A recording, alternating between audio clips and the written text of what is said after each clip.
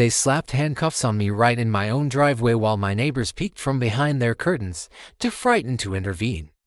Two uniformed officers with gleaming badges dragged me toward their cruiser, shouting accusations about unpaid HOA fees and supposed property damage. The sharp scent of burnt barbecue sauce mixed with the metallic tang of fury as my peaceful Saturday cookout turned into a scene of public humiliation. My 16-year-old daughter, Sage, stood paralyzed on the porch, tears streaking her cheeks as she watched her father treated like a common criminal. The icy steel cuffs bit into my wrists as they slammed me against what appeared to be an authentic police vehicle. But here's the twist you won't see coming. I'm Chief Garrett Blackwood, the man who's been running this town's police department for 12 years. Those officers weren't real cops at all. They were hired actors, complete with fake badges, sent by our power-drunk HOA president, who had just made the worst mistake of her life. I didn't reveal who I was. I played the helpless victim flawlessly because sometimes, the most satisfying revenge is letting the guilty bury themselves. Now, tell me, what would you do if imposter cops showed up at your door? Every neighborhood needs to hear this story. But let's rewind to where it all began.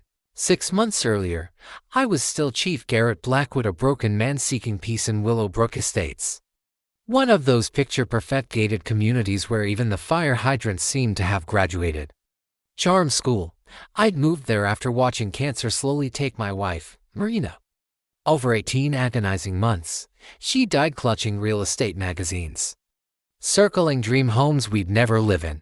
I bought this house using her life insurance money, 23 years of marriage reduced to a down payment on the life she never got to enjoy.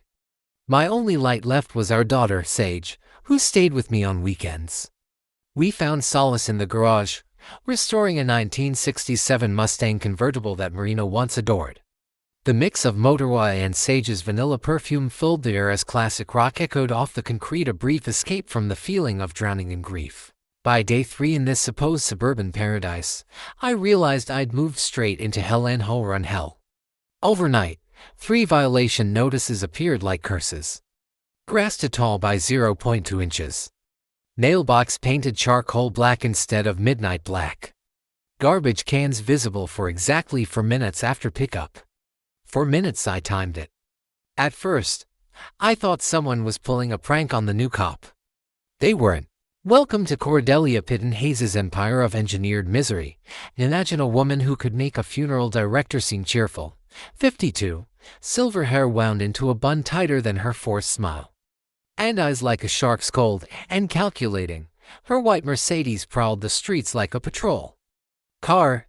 Vanity plate reading rules 1, just in case anyone forgot who reigned over our neighborhood. The chemical sting of paint stripper filled my nose as I repainted my mailbox at midnight. Across the street, Cordelia's McMansion glowed under blinding floodlights.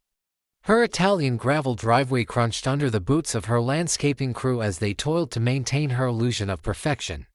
The first real confrontation came during the monthly HOA meeting. I calmly questioned a $500 fine for unauthorized commercial activity changing my truck's oil in my own driveway. Cordelia's voice could have frozen vodka. "Mr. Blackwood," she said, "perhaps you don't understand our property standards. This isn't a blue-collar neighborhood where people perform automotive maintenance in public." 24 neighbors suddenly found their shoelaces fascinating. That's when I realized they weren't homeowners. They were hostages. Afterward, sweet Mrs. Chen whispered the chilling truth. Cordelia had already destroyed 2 families through bogus foreclosure lawsuits, seizing their homes over fabricated violations. She wasn't running a community. She was running a legalized extortion racket with HOA letterhead. I'd moved here to honor my wife's memory and rebuild with Sage. Instead, I'd stepped straight into Cordelia's kingdom of fear. "Enhanced enforcement begins immediately," she announced, staring through me. "Some residents require stronger motivation to uphold our standards." That was the moment I realized she had just threatened the wrong man. Week 2 in her suburban police state brought daily doses of harassment. Each morning, new violation letters appeared under my door like venomous love notes. Car parked 6 inches too far left, $200 fine.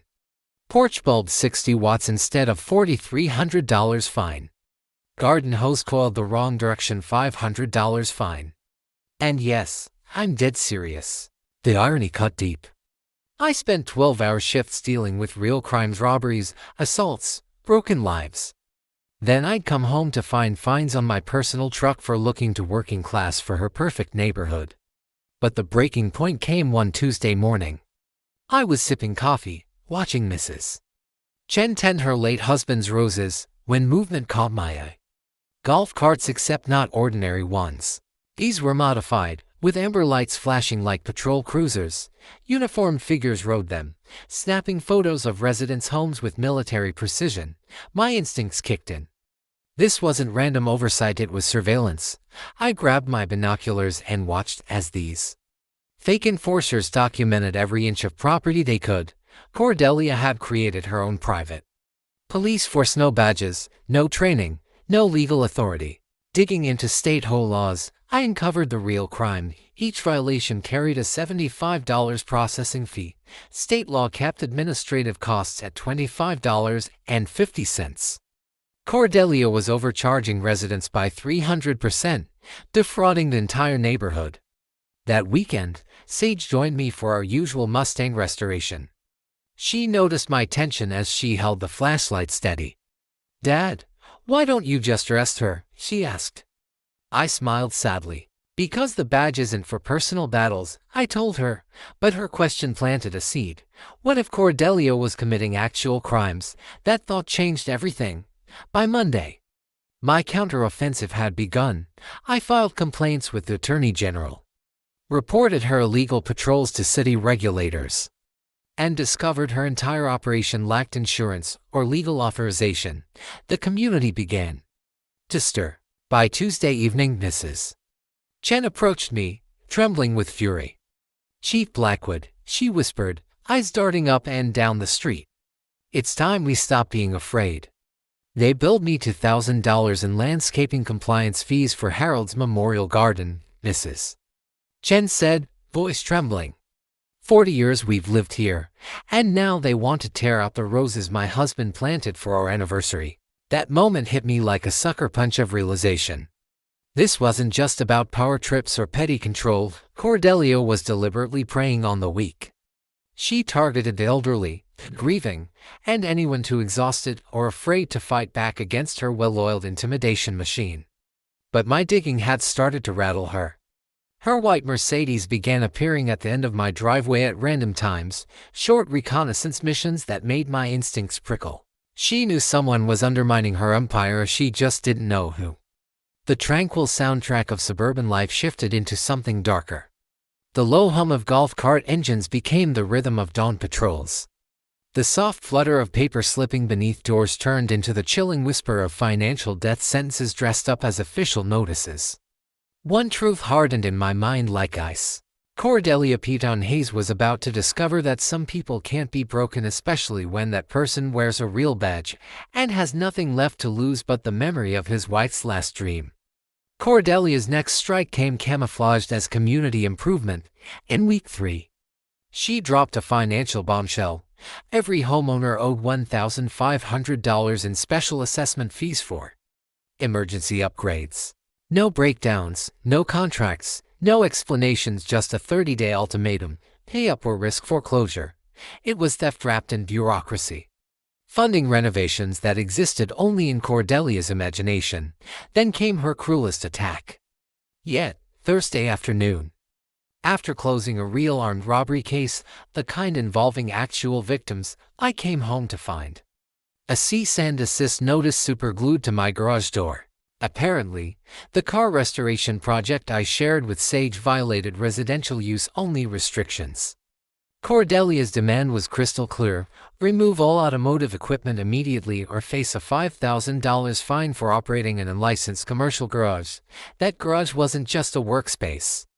It was sacred ground where Sage and I kept Marina's memory alive, fixing the old Mustang she loved, with grease-stained hands and music echoing off concrete walls. It was where my daughter learned that broken things could be made whole again with enough patience and love. And now Cordelia wanted to destroy that too. Standing in that oil-scented sanctuary, surrounded by my wife's tools and my daughter's laughter woven into every memory, something in me shifted. This wasn't professional anymore. It was personal. That night, under harsh fluorescent light, I reviewed Cordelia's so-called evidence violation photos she'd submitted. Then I saw it. My blood turned to ice. Reflections in my kitchen window, the faint outline of a telephoto lens. She'd been photographing residents through their windows, staging violations by invading their privacy like some twisted voyeur. I immediately called Detective Riley Thornton, my most trusted ally and part-time private investigator. Riley had decades of surveillance experience and an intense loathing for predators who targeted families.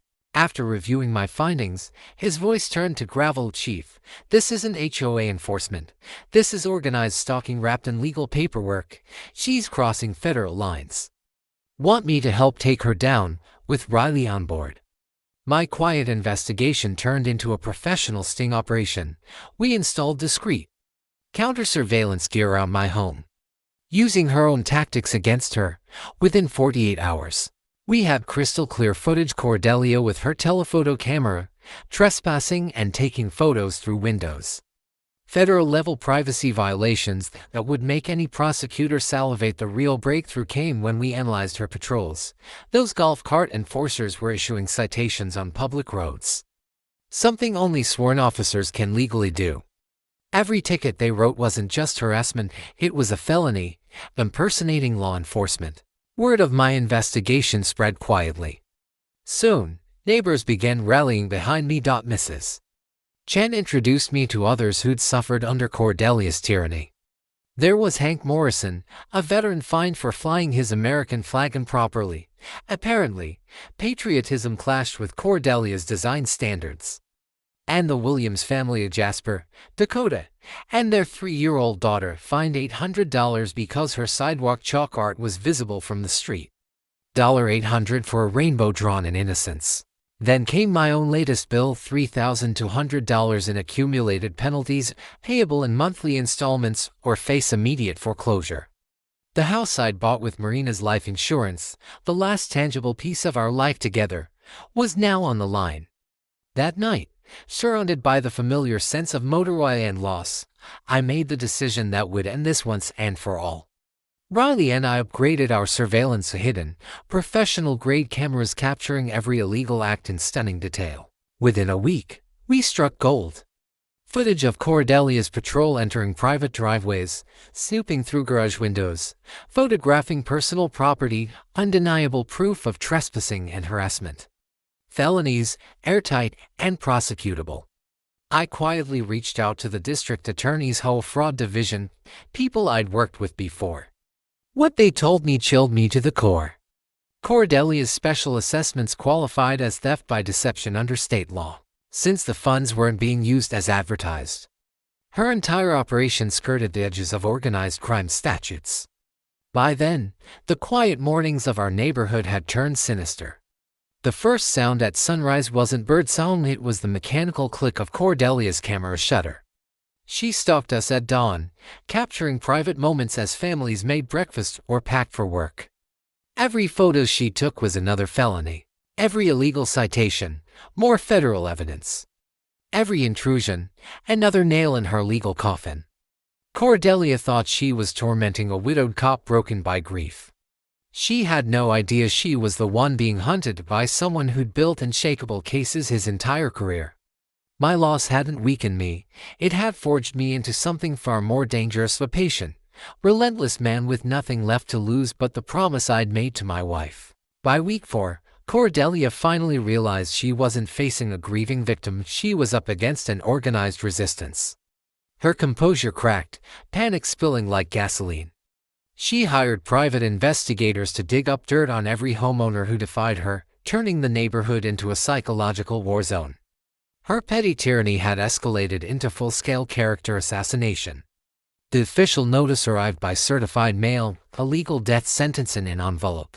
My property, it warned, would be placed under lien within 72 hours unless I paid $4,800 in accumulated fines. Somehow, that figure had ballooned through buried compound penalties and predatory clauses so absurd that even loan sharks would blush. But this was where Cordelia's arrogance turned into her fatal mistake. Once her investigators uncovered that I was the police chief, any rational criminal would have vanished faster than a vampire at sunrise. Not Cordelia. She escalated, instead launching a full-blown legal war that showcased the boundless depths of her sociopathic ambition. She actually believed she could frighten a cop into submission. Her next stunt proved she'd lost her grip on reality completely. Cordelia announced compliance hearings for every defiant resident. Sham trials where her hand-picked board would act as judge, jury, and executioner. She threatened instant foreclosure for anyone who dared resist her suburban dictatorship. Mrs. Chen's summons landed the same day as Hank Morrison's and the Williams families. The message couldn't have been clearer. Submit to public humiliation or watch your home get chewed up by Cordelia's legal machinery. While she prepared her theatrical inquisition, I was quietly constructing a case that would make her entire operation collapse under federal scrutiny. Working discreetly with contacts in the DA's white-collar crime division, I uncovered the devastating truth. Cordelia had been siphoning whole funds for more than 2 years. Those emergency assessments weren't improving the community, they were financing her personal accounts across multiple states. This wasn't neighborhood governance, it was organized theft. Dressed in suburban polish, my federal training recognized the playbook instantly: fabricated infractions, illegal fee structures, embezzlement masked as maintenance, and intimidation tactics to silence dissent. Cordelia was checking every box in the handbook for high-value fraud. She'd scheduled my compliance hearing as her grand finale, but public execution meant to destroy the resistance. She even fabricated psychological reports suggesting I was unstable from grief, self-medicating with alcohol. A complete lie designed to discredit me and justify her harassment campaign. But that Saturday night, as Sage and I sorted through evidence in our garage or refuge of motor oil, memories, and music, my brilliant daughter made the discovery that blew Cordelia's empire to dust. Under the harsh glare of fluorescent light, she laid 3 violation notices side by side and frowned. "Dad, look at this," she said. "These rule codes aren't in the HOA documents." She was right. My 16-year-old had just exposed the biggest con in our neighborhood's history. I cross-checked every citation against the HOA's official charter, and 60% of them referenced completely fictional rules that Cordelia had fabricated to justify her extortion. That revelation sharpened my focus. Reviewing my surveillance footage again, I realized her so-called enforcement team had graduated from trespassing to outright burglaries, sneaking into backyards at dawn to create violations.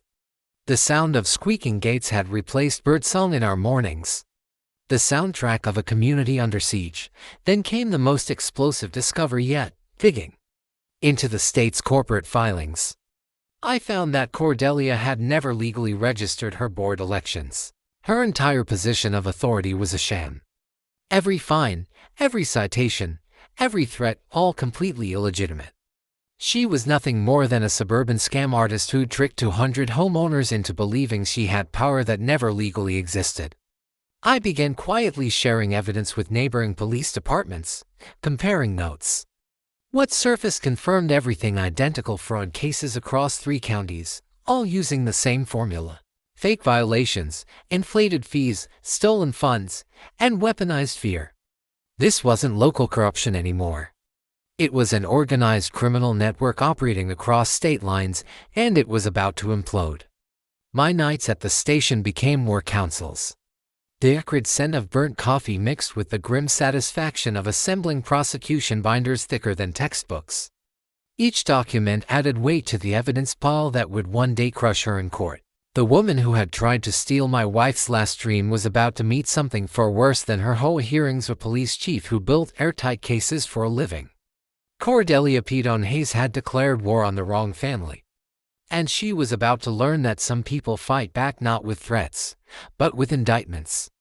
The moment her empire cracked came at 2:47 a.m. on a Tuesday. I was hunched over my kitchen table, surrounded by coffee-stained bank statements and HOA records, when I found the smoking gun: forged signatures, dozens of them.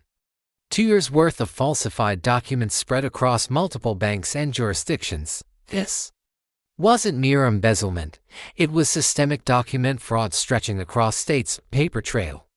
So elaborate it could have made mob bosses jealous. Every emergency assessment, every community upgrade, every administrative fee had been rubber-stamped by board members who'd never even seen the paperwork. Their names were forged to legitimize her theft. The scale of the operation was staggering. Over $200,000 siphoned through shell companies, fake businesses, and interstate wire transfers. This wasn't neighborhood misconduct. It was federal racketeering. And when I traced her motives, the picture turned even darker. Cordelia's real estate empire had crumbled during the recession, leaving her bankrupt and desperate. She had clawed her way back by infiltrating whole boards across multiple counties, exploiting them for personal gain and orchestrating foreclosures so she could seize and flip properties for profit. It was genius, cruel, methodical, and utterly depraved. The worst revelation came from her digital footprint. Cordelia had been purchasing replica police badges, authentic-looking IDs, and professional uniform gear from costume suppliers and private security vendors. Her compliance patrol wasn't overstepping authority. They were committing felonies by impersonating law enforcement to terrorize homeowners into paying fake fines, wire fraud, mail fraud, interstate theft, criminal conspiracy. Cordelia wasn't just running an HOA, she was running a full-scale criminal empire, and I was about to bring it crashing down. Witness intimidation. Federal impersonation of law enforcement. Cordelia had crafted a legal catastrophe, one felony at a time. The call from the district attorney made my entire week. The FBI's white-collar crimes division had officially joined the investigation. When federal agents start salivating over an HOA case, you know you've uncovered something far beyond petty neighborhood disputes. This was organized crime hiding behind manicured lawns and community guidelines. Then came the discovery that shattered the last pieces of my faith in humanity.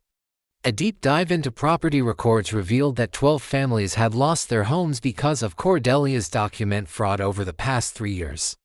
12 families stripped of their generational homes because a calculating sociopath forged signatures and fabricated violations to steal what mattered most to them.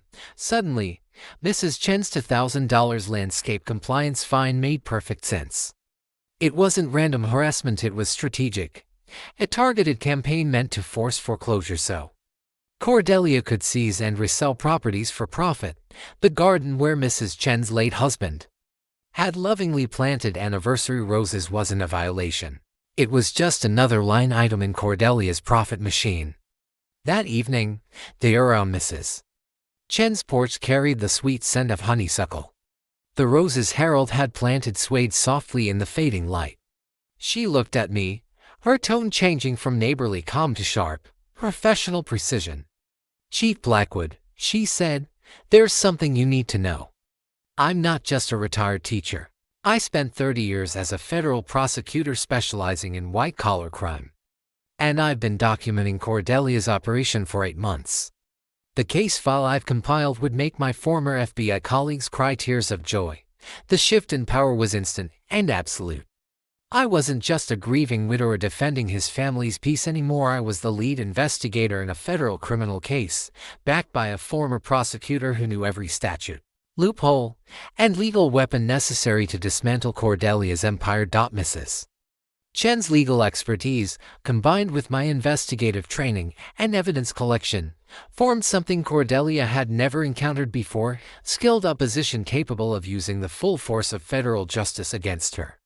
The woman who tried to steal Marina's last dream was about to learn that some people fight back not with angry letters, but with indictments.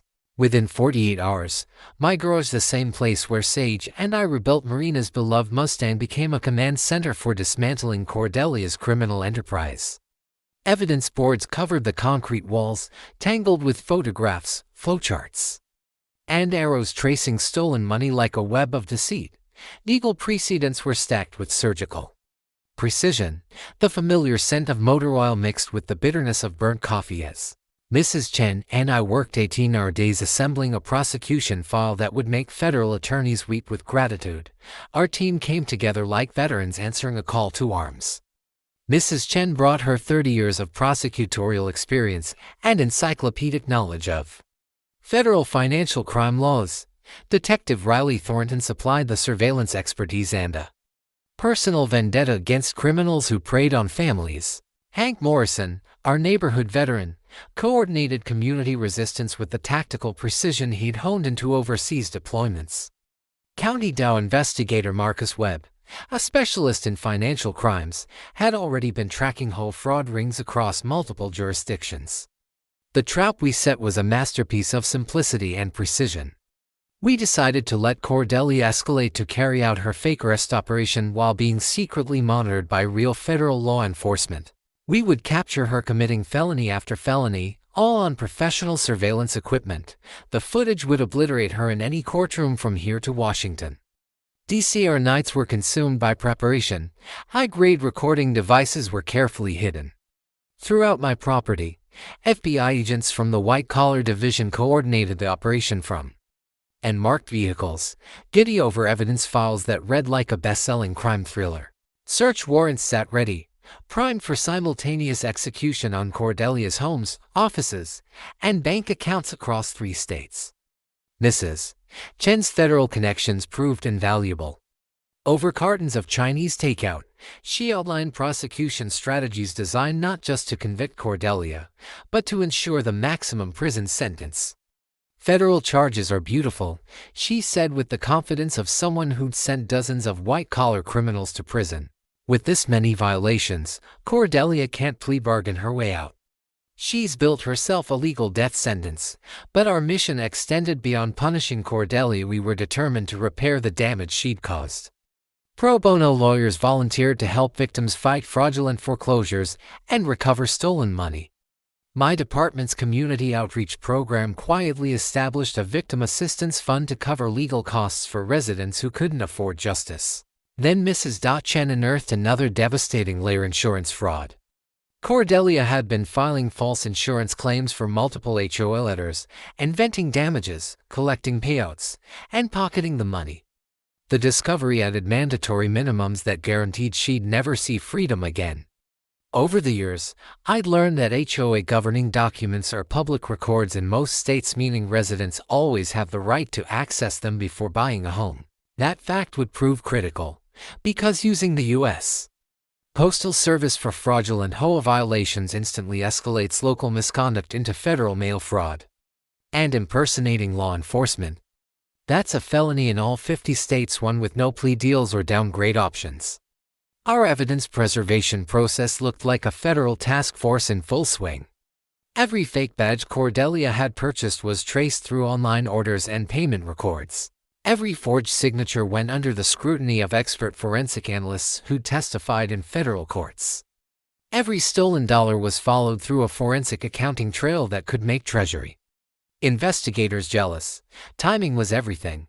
We needed Cordelia to stage her fake arrest while the FBI documented every move, solid evidence that no defense lawyer could twist or explain away. But justice wasn't our only mission, healing was. We began holding neighborhood meetings to restore the sense of trust Cordelia's reign of terror had destroyed.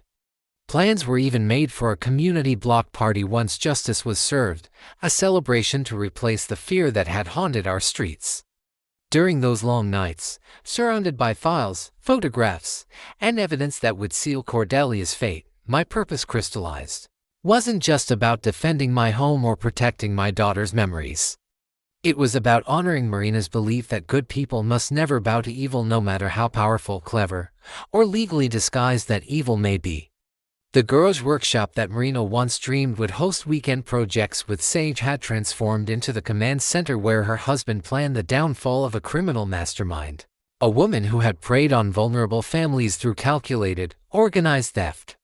During our final prep session, the familiar scent of WD-40 mixed with raw determination hung heavy in the air as Mrs. Chen and I reviewed our prosecution timeline. Every shred of evidence was meticulously cataloged. Every witness was briefed and ready. Each federal charge was backed with documentation so airtight that conviction was no longer a question, it was a certainty. The warm yellow glow that once illuminated Marina's peaceful workspace now shone on stacks of legal documents destined to deliver justice to the 12 families robbed of their homes by Cordelia's intricate web of deceit. Cordelia Pedon Hayes believed she had been terrorizing isolated victims with no defense against her legal manipulation. She had no idea she was about to collide with a coordinated federal prosecution team led by people who specialized in dismantling criminal enterprises from the inside out. The woman who had waged war against my family's sanctuary was about to learn that some battles end with indictments, not surrender. When Cordelia discovered my true identity as the police chief, her paranoia erupted into madness. Instead of retreating like any criminal with half a brain, she launched a vicious campaign to destroy my career and reputation. Determined to erase me from law enforcement entirely, her twisted reasoning was simple: eliminate the threat by discrediting the person posing it. She filed false complaints with Internal Affairs, fabricating elaborate lies that accused me of using my badge to harass innocent residents. In her delusional narrative, I was an unstable widower-turned-vigilante, abusing my power to settle personal vendettas. The irony was corrosive. She was accusing me of the very crimes she'd been committing for years. Then her attacks turned physical, under the cover of darkness. Her so-called enforcement team began vandalizing the homes of anyone who resisted her control. By morning, destruction was met with new finds. Broken sprinkler heads flooded Mrs. Chen's memorial garden. Garbage was strewn across Hank Morrison's driveway. The Williams family's mailbox was smashed to pieces, followed by a $600 citation for damaged community property. The early hours were filled with the sounds of shattering glass, splintering wood, and the whisper of violation notices being slipped under doors like ransom notes. When intimidation failed to shake me, Cordelia tried a new angle: bribery. Through intermediaries, she offered me $10,000 to quietly move away for the good of community harmony. When I refused, she escalated again, threatening to destroy my career through her political contacts and local media influence. Soon, she was feeding lies to reporters, spinning a narrative that painted me as a rogue police chief terrorizing a peaceful suburb. In her version of events, she was the noble protector of frightened residents and upstanding citizens, saving the community from a grieving and stable officer. Hearing her twist Marina's memory into a weapon nearly shattered my composure, but Mrs. Chen's steady prosecutorial wisdom anchored me. Let her keep talking, she advised calmly. Every lie she tells becomes another piece of evidence for the feds. The FBI's pressure mounted as proof of wire fraud piled up like an avalanche. Cordelia sensed the walls closing in, but her narcissism wouldn't let her surrender. Instead, she declared a form of martial law within the community. Her patrols began conducting safety inspections, illegal searches of residents' properties without warrants, consent, or any legitimate authority. They photographed personal belongings, recorded private conversations, and compiled dossiers on anyone who dared stand against her. Each morning, the chemical stench of spray paint lingered in the air as her vandals marked homes for punishment. The hum of golf carts circling the streets became the sound of occupation. But every desperate act only added to her list of federal offenses: witness intimidation, conspiracy to commit burglary, civil rights violations, and organized harassment across state lines. Cordelia was effectively writing her own extended prison sentence. Her delusion peaked when she issued an emergency declaration, claiming that militant residents were threatening neighborhood safety. Using this fabricated crisis, she fast-tracked foreclosures and justified increased surveillance. In her twisted manifesto, law-abiding families had somehow become domestic terrorists in need of neutralization. My surveillance network caught everything crystal clear: footage of her patrols trespassing on private property, her crews vandalizing homes under the cover of night, her agents threatening elderly residents with homelessness if they didn't comply. The turning point came when my superiors and the mayor personally reviewed the evidence. The response was immediate and decisive: full departmental backing. My reputation was suddenly bulletproof against her smear campaign. The mayor's public statement hit the news cycle within hours. Chief Blackwood has this administration's full confidence and support in investigating the serious criminal activity impacting our community. His professionalism and dedication have uncovered evidence of organized fraud disguised as neighborhood management. Cordelia's final gambit, however, revealed just how far gone she was. She filed emergency foreclosure paperwork against my own home, claiming I was a security threat to the community and that my property should be seized without due process. The house Marina and I had chosen together, the sanctuary where Sage learned that broken things can be made beautiful again. Cordelia wanted to steal our last link to the life we built and flip it for profit, just as she had with 12 other families. That was her final mistake. Attempting to fraudulently seize the home of a police chief under federal investigation triggered automatic intervention protocols. It was now obstruction of justice, compounded by witness intimidation. The sound of Cordelia's empire collapsing was symphonic. Every photo she'd taken became evidence of stalking. Every illegal citation transformed into federal mail fraud. Every invasion of privacy became another felony charge. The woman who thought she could intimidate a grieving man was now being dismantled by the very patience and precision she'd underestimated. Her grand finale played out like a bad crime show, complete with fake cops and real consequences. Cordelia actually hired actors dressed in convincing police uniforms to arrest me on trumped-up charges of community misconduct. She genuinely believed imposters could frighten a real police chief into submission. The irony was poetic. But what she didn't know was that my neighborhood had already become a federal sting zone. Real officers were stationed discreetly in surrounding homes, body cameras on, while federal agents monitored the operation from unmarked vehicles. Every movement, every threat, every word of her performance was captured in pristine, courtroom-ready footage. Mrs. Chen's prosecutorial instincts were invaluable as we prepared our witness strategy. Trusted residents were quietly briefed, ready to testify and share video recordings that would obliterate any defense Cordelia could muster. Even as she spiraled, Cordelia waged a whisper campaign to isolate me, spreading rumors that I was under investigation, about to be fired, and emotionally unstable. Her lies were designed to make people afraid to support me. Then she made her final move. Cordelia filed emergency liens on 6 resistant households at once, accusing them of being dangerous elements that threaten the community. Mrs. Chen, Hank Morrison, the Williams family, and 3 others were given 72 hours to pay thousands in bogus fines or lose their homes. But I already had the ace that would end her game forever. My cameras had recorded Cordelia's arrest squad rehearsing their performance, actors practicing handcuffing techniques. Fake badge flashes, and lines meant to intimidate me. It was all on film. By the time the federal warrants were finalized, the evidence filled boxes: video, documents, recordings enough to bring down an entire criminal organization. Search warrants were drafted for simultaneous raids on Cordelia's home, office, and financial accounts across 3 states. The queen of the whole dictatorship had built herself an empire of lies. Now, the federal government was about to take it all apart brick by fraudulent brick. The FBI had never encountered HOA fraud evidence this detailed or this devastating. The scope of Cordelia's crimes left even seasoned agents speechless. Matters escalated when several families received anonymous threats warning them of serious consequences if they didn't stop resisting the HOA's authority.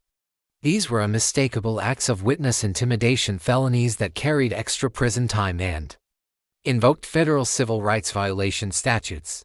The deeper we dug, the more sophisticated Cordelia's operation appeared.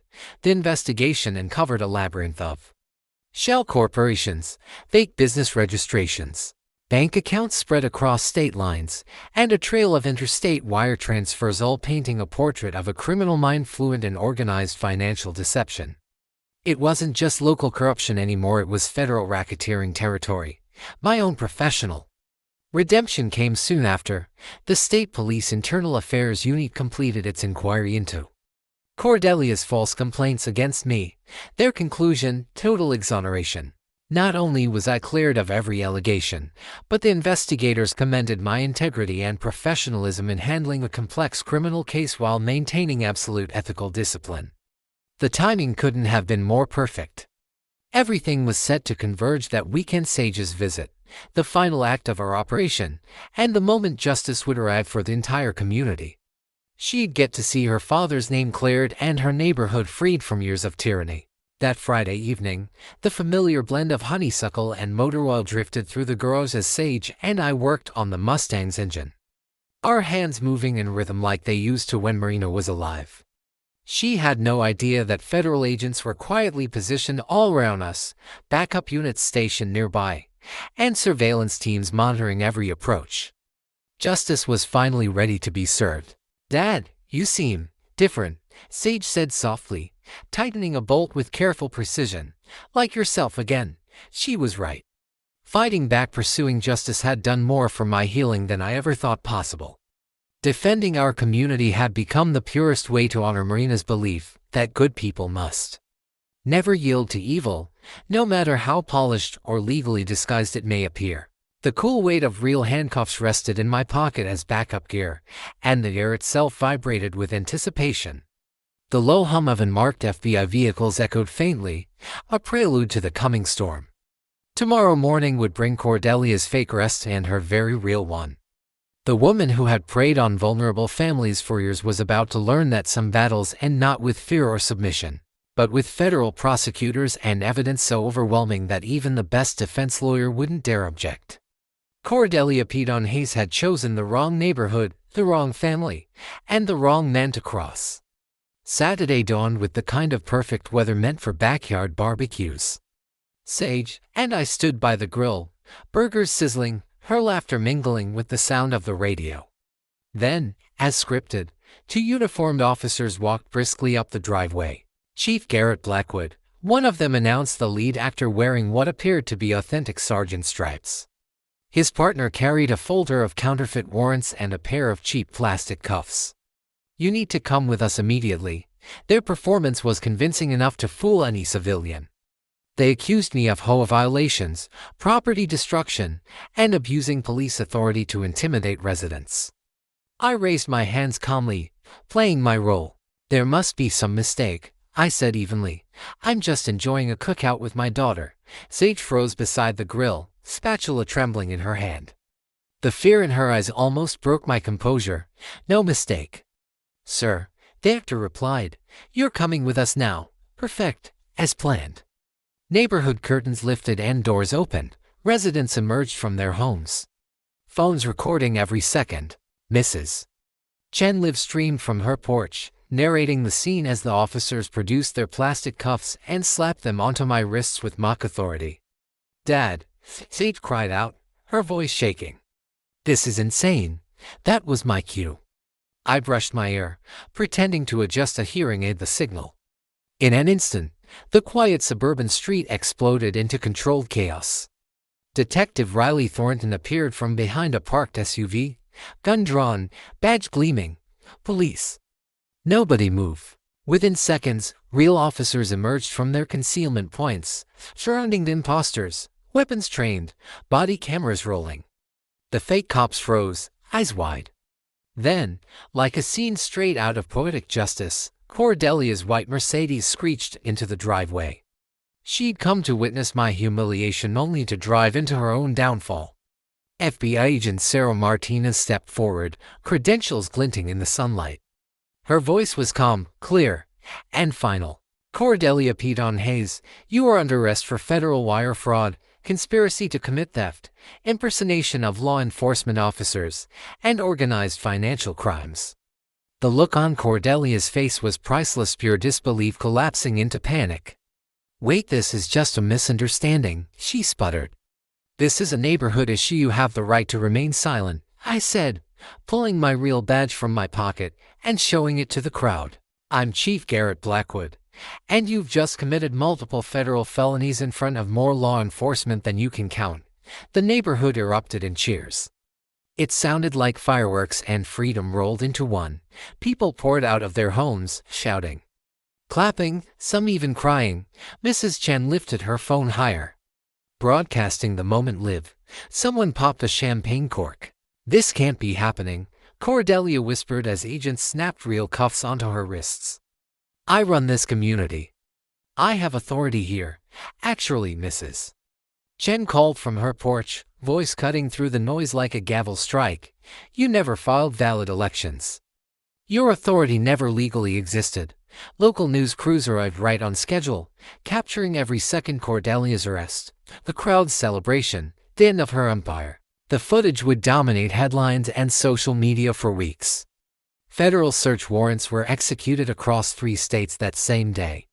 Agents uncovered $180,000 in stolen whole funds, counterfeit badge equipment, and files proving widespread fraud. Cordelia's fake officers were rounded up in coordinated raids.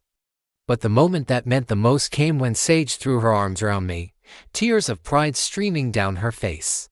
"Dad, that was incredible," she whispered. "Mom would be so proud." She was right.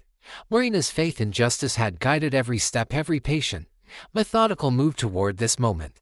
The mayor later announced a formal commendation, praising my professionalism and ethical restraint during one of the most complex investigations in state history.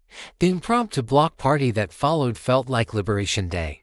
Families who had lived in fear for years finally laughed freely. As federal agents loaded Cordelia into their vehicle, her final words were almost poetic in their delusion: "This can't be happening. I had everything under control." But control built on lies, fear, and theft always collapses when it meets truth and evidence. 8 months later, justice was complete. Cordelia was sentenced to 8 years in federal prison, ordered to pay $340,000 in restitution, and permanently banned from serving on any HOA board. Every fraudulent foreclosure was overturned, and all 12 families reclaimed their homes. The courtroom was packed with residents she had terrorized. Watching her downfall with a satisfaction that words could never capture, Mrs. Chen sat in the front row, her prosecutor's poise softened by quiet triumph. Willowbrook Estates was reborn. The corrupt HOA dissolved overnight, replaced by a transparent, democratically elected board. Mrs. Chen became its new president, bringing fairness, accountability, and genuine community back to the neighborhood. The healing that followed was nothing short of extraordinary. For the first time in years, Willowbrook felt like home again. Families who had spent years living in quiet fear began reconnecting with one another, hosting block parties, chatting over fences, and letting their children play outside without worrying about surprise violation notices. The laughter of kids replaced the menacing hum of golf cart patrols that once haunted our streets. My own transformation surprised everyone, especially me. The fight for justice had helped me process Marina's death in ways no therapy session ever could. Defending our neighborhood and its families became my way of honoring her memory. It taught me that true healing doesn't come from retreating into grief, but from serving others. "Dad, you're different now," Sage said during one of our weekend garage sessions, wiping grease from her hands. "Stronger. Mom would be proud of you for protecting everyone's homes the same way you protected ours." She was right. What began as my personal grief project, the Mustang restoration, had evolved into something far bigger. It became a neighborhood gathering point. Local car enthusiasts joined our weekend workshops, and what Cordelia once labeled a violation had transformed into the heartbeat of community connection. Recognition soon followed. I was honored with the State Law Enforcement Community Service Award, and the FBI invited me to advise on HOA fraud investigations across the country. Cordelia's case became the model for prosecuting similar criminal enterprises nationwide. The financial recovery was equally meaningful. Our Victim Assistance Fund helped families cover legal expenses and repair damages caused by years of harassment.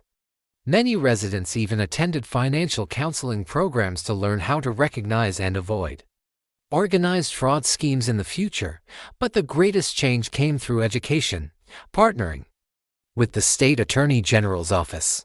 I helped launch an HOA fraud awareness program designed to teach homeowners their legal rights and how to identify unlawful enforcement tactics. That program now operates in 12 states, protecting thousands of families from Cordelia-style exploitation.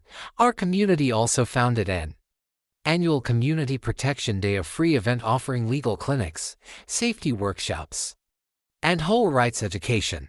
What began as a celebration of victory evolved into a blueprint for other neighborhoods confronting similar corruption.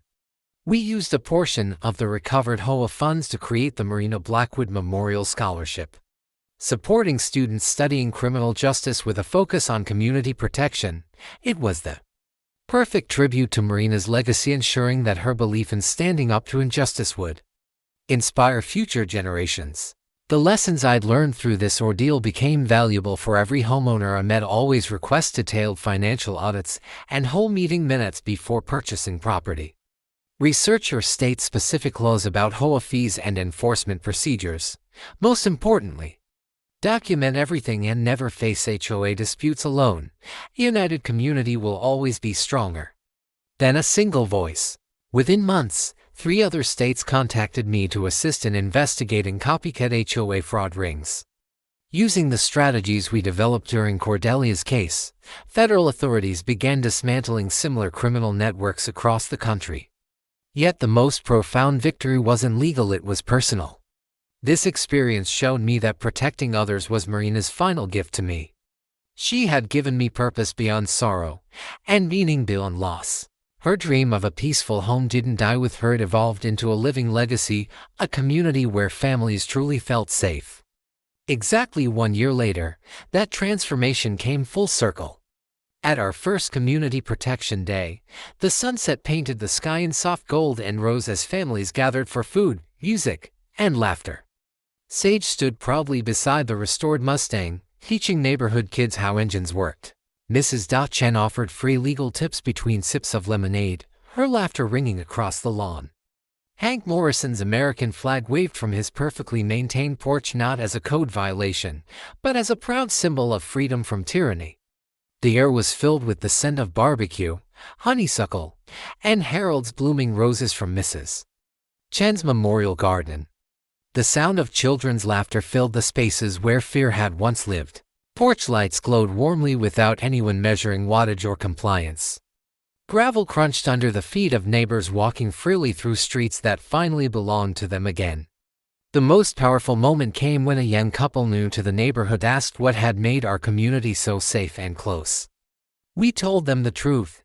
This was a place that had faced evil head-on and won through unity, evidence, and the rule of law. Cordelia Piton Hayes thought she could subjugate good people through fear and legal manipulation. Instead, she accidentally created something for a stronger community that learned how to defend itself and others from predators like her. Have you ever survived an HOA nightmare that felt impossible to fight? Share your experience in the comments. It might help someone recognize fraud before it destroys their dream. Your story could be the warning that saves a neighbor's home. And if you found this story inspiring, hit that subscribe button, because next week, I'll share the tale of a homeowner who turned her neighbor's illegal urban empire into a federal tax evasion case. It took down an entire rental fraud network. Trust me, you won't want to miss that one.